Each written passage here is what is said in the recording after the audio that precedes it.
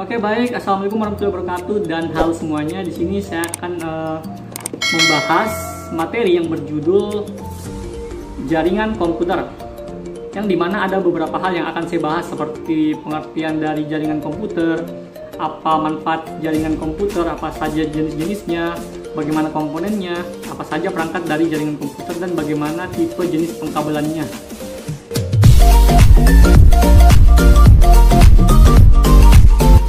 Oke, yang pertama, jaringan komputer itu adalah jaringan telekomunikasi yang memungkinkan antar komputer untuk saling berkomunikasi dengan cara bertukar data. Yang berikutnya adalah manfaat jaringan komputer. Manfaatnya yaitu pengguna dapat saling berbagi printer tunggal dengan kualitas yang lebih tinggi dibandingkan memakai printer yang berkualitas rendah di masing-masing meja kerja. Selain itu, lisensi perangkat lunak jaringan dapat lebih murah dibandingkan lisensi standalone terpisah untuk jumlah pengguna yang sama. Jaringan ini membantu mempertahankan informasi agar tetap andal dan up to date. Sistem penyimpanan data ini terpusat yang dikelola dengan baik, memungkinkan banyak pengguna untuk mengakses data dari berbagai lokasi yang berbeda dan membatasi akses ke data sewaktu data itu diproses. Oke, yang berikutnya adalah jenis-jenis jaringan komputer. Nah, yang pertama itu adalah LAN atau Local Area Network. LAN sendiri adalah jaringan milik pribadi di dalam sebuah gedung atau kampus yang berukuran sampai beberapa kilometer jangkauannya. Nah, LAN ini seringkali digunakan untuk menghubungkan komputer-komputer pribadi dan workstation dalam kantor suatu perusahaan atau pabrik-pabrik untuk memakai bersama sumber daya atau research, misalnya printer, dan saling bertukar informasi. Oke, yang berikutnya adalah Metropolitan Area Network atau MAN.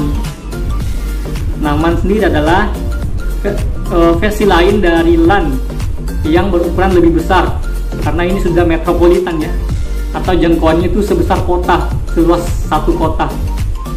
Oke, MAN sendiri adalah versi kecil dari LAN yang berukuran lebih besar dan biasanya menggunakan teknologi yang sama dengan LAN. Nah, MAN ini dapat mencakup kantor-kantor perusahaan yang letaknya berdekatan atau juga sebuah kota dan dapat dimanfaatkan untuk keperluan pribadi, swasta, atau umum. Fungsinya sama dengan LAN, cuma jangkauannya lebih besar. Yang berikutnya adalah Wide Area Network atau WAN.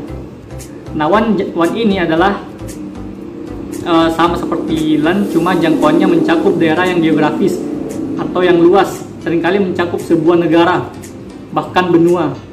WAN terdiri dari kumpulan mesin-mesin yang bertujuan untuk menjalankan program-program aplikasi pemakai. Yang berikutnya adalah internet. Sebenarnya terdapat banyak jaringan di dunia, seringkali menggunakan perangkat keras dan berbagai perangkat lunak yang berbeda-beda. Orang yang terhubung ke jaringan sering berharap untuk bisa berkomunikasi dengan orang lain yang terhubung ke jaringan lainnya. Keinginan seperti ini memerlukan hubungan antar jaringan yang seringkali tidak kompatibel dan berbeda. Biasanya untuk melakukan hal ini diperlukan sebuah mesin yang disebut gateway guna melakukan hubungan dengan melaksanakan terjemahan yang diperlukan, baik perangkat keras maupun perangkat lunaknya. Yang berikutnya adalah jaringan tanpa kabel. Jaringan tanpa kabel adalah suatu solusi terhadap komunikasi yang tidak bisa dilakukan dengan jaringan yang menggunakan kabel. Misalnya, orang yang ingin mendapatkan informasi atau melakukan komunikasi walaupun sedang berada di atas mobil atau pesawat terbang, maka mutlak jaringan tanpa kabel diperlukan karena koneksi kabel tidaklah mungkin dibuat di dalam mobil atau pesawat, kan? Nah, saat ini jaringan tanpa kabel sudah marak digunakan dengan memanfaatkan jasa satelit dan mampu memberikan kecepatan akses yang lebih cepat dibandingkan dengan jaringan yang menggunakan kabel. Oke, yang berikutnya adalah komponen jaringan komputer. Nah, komponen jaringan komputer yang pertama adalah komponen hardware. Yang kedua adalah komponen software atau perangkat ringan. Dan ada repeater, ada hook, ada bridge.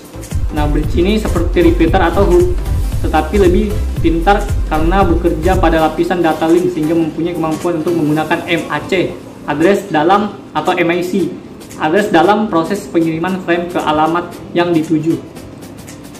Dan yang terakhir adalah switch. Switch ini sama dengan bridge, hanya switch terdiri dari beberapa port sehingga switch disebut multi-port bridge. Dengan kemampuannya tersebut, jika salah satu port pada switch sibuk, maka port-port lainnya masih tetap dapat berfungsi. Oke, yang berikutnya adalah tipe jenis kabel dan pengkabelan. Setiap jenis kabel itu mempunyai kemampuan dan spesifikasinya yang berbeda-beda. Oleh karena itu, dibuatlah pengkabelan atau pengenalan dari tipe kabel. Contohnya seperti koaksial kabel, fiber optik, dan twisted pair. Oke, mungkin segitu saja materi dari saya. Kurang lebihnya mohon dimaafkan. Gue Kiong cabut dulu. Stay safe.